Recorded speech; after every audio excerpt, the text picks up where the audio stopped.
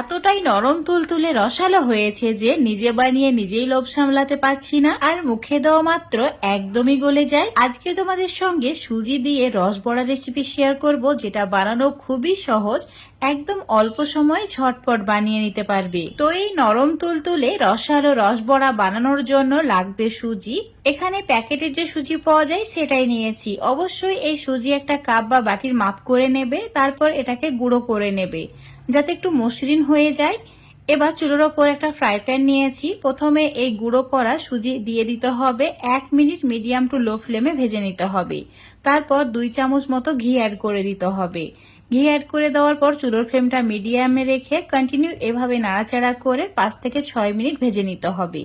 তারপর এভাবে আগে থেকে জাল করা ঠান্ডা দুধ অল্প অল্প করে অ্যাড করতে হবে। প্রথমে ওই কাপের মাপ করে 1 কাপ দিয়েছি, তারপর ভালো করে মিশিয়ে নিয়ে একটা ডোয়ের মতো বানিয়ে নিয়েছি। আবারও 1 কাপ দিতে হবে, আর অবশ্যই এই সময় চুলোর ফ্লেমটা মিডিয়াম টু লো রাখবে। এইভাবে মিশিয়ে নিচ্ছি। তারপর ঠিক এরকম একটা ডোয়ের মতো হয়ে গেছে। তারপর আবারও হাফ কাপ দুধ অ্যাড করেছি। টোটালে 1 কাপ সুজির জন্য 2.5 কাপ দুধ লাগবে। এইভাবেই কিন্তু দুধটা অ্যাড করতে হবে, আর একদম ভালো করে সুজিটাকে সেদ্ধ করে নিতে হবে। অল্প একটু কেশর অ্যাড করেছি ফ্লেভারের জন্য, তোমরা চাইলে না দিতেও পারো। প্রায় 10 মিনিট মতো সুজি রান্না করে নিয়েছি। তো এখন চুলো থেকে নামিয়ে একটা প্লেটে এভাবে রেখে দিচ্ছি যাতে এই সুজিটা সম্পূর্ণ ঠান্ডা হয়ে যায়। তো এইভাবে চারিদিকে ছড়িয়ে দিতে হবে। এবার চুলোর উপর একটা কড়াই নিতে হবে, দিয়ে দিতে হবে ওই কাপের মাপ করে 2 কাপ জল, তার সঙ্গে অ্যাড করে দিতে হবে 2 কাপ চিনি। এখানে 1 কাপ সুজিতে যতগুলো রসবড়া হবে সেই হিসাব করে চিনির শিরাটা রেডি করতে হবে। দিয়ে দিতে হবে 2টি এলাচ এভাবে ফাটিয়ে নিয়ে এখন এই চিনি গলে যাওয়া পর্যন্ত অপেক্ষা করতে হবে। চিনি গলে যাওয়ার পর হাই ফ্লেমে 2 মিনিট মতো জাল করে নিয়েছি। চিনি শিরাটা কিন্তু খুব বেশি ঘনও হবে না, আবার খুব বেশি পাতলাও হবে না।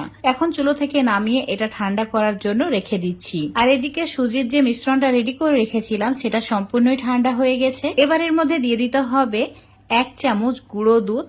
গুঁড়ো দুধ দিলে এটা খেতে খুবই ভালো লাগে, তোমরা চাইলে না দিতেও পারো। আর দিতে হবে 2 চামচ ময়দা, ময়দার পরিবর্তে আটাও দিতে পারবে। আর দিয়ে দিতে হবে সামান্য পরিমাণে খাবার সোডা বা বেকিং সোডা।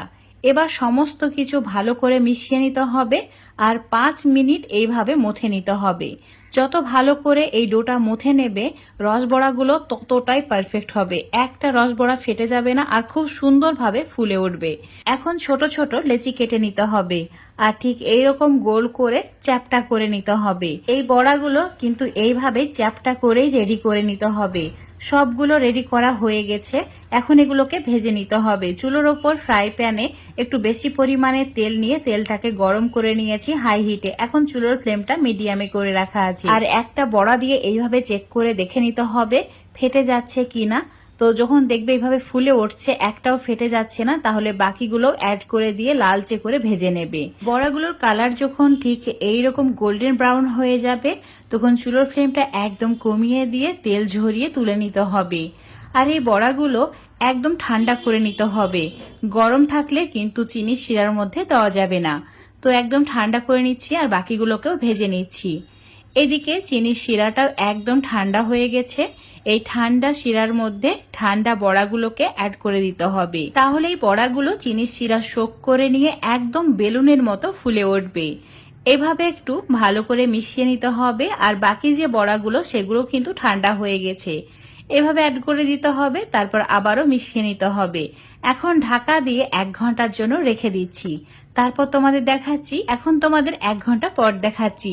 দেখতেই পাচ্ছ বড়াগুলো রস টেনে একদম রসে টুইটম্বর হয়ে গেছে। এতটাই রসালো হয়েছে যে মুখে দিলেই গলে যাবে। আজকের এই রসবড়া রেসিপিটা তোমাদের কেমন লেগেছে অবশ্যই কমেন্ট করে জানাবে। আর রেসিপিটা যদি ফেসবুক পেজ থেকে দেখো পেজটাকে অবশ্যই ফলো করে নেবে। ইউটিউব থেকে দেখলে চ্যানেলটাকে সাবস্ক্রাইব করে রাখবে আরো এরকম রেসিপিগুলো পাওয়ার জন্য। এটা বানানো খুবই সহজ, তো অবশ্যই বাড়িতে একবার হলেও ট্রাই করে দেখবে।